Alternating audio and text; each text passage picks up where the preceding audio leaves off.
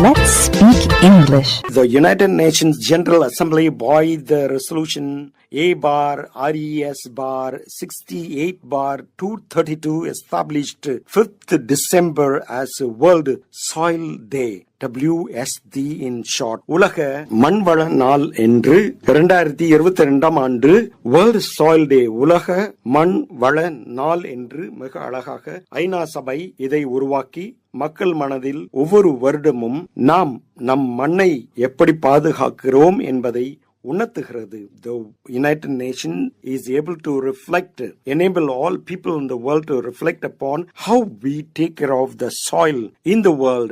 Soil, the place where we get our food. We say it is soil, but we have our food from the soil. உலக அளவில் ஐநா சபை இந்த நாளை உலக மண்வள நாள் என்று நினைவூட்டி கொண்டாடுகிறது. ஏன்? மண்ணிலிருந்து நம்முடைய உணவு நமக்கு கிடைக்கிறது என்பதை மறக்கிறோம். We forget that we are getting our food from the soil. All sorts of food we enjoy every day. எல்லா வகையான உணவும் நமக்கு கிடைக்கிற உணவு பொருட்களும் மண்ணிலிருந்து கிடைக்கிறது. Are we taking moral responsibility to take care of this soil?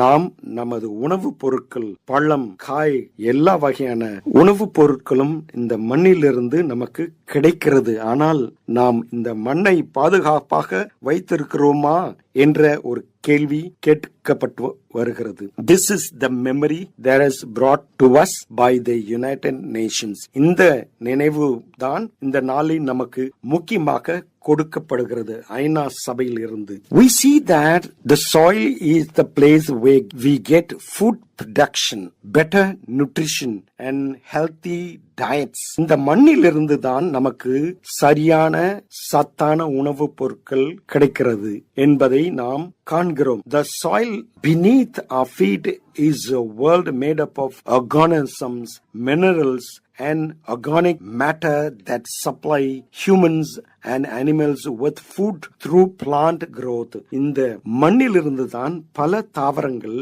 செடி கொடிகள், மரங்கள் நமக்கு உள்ளது.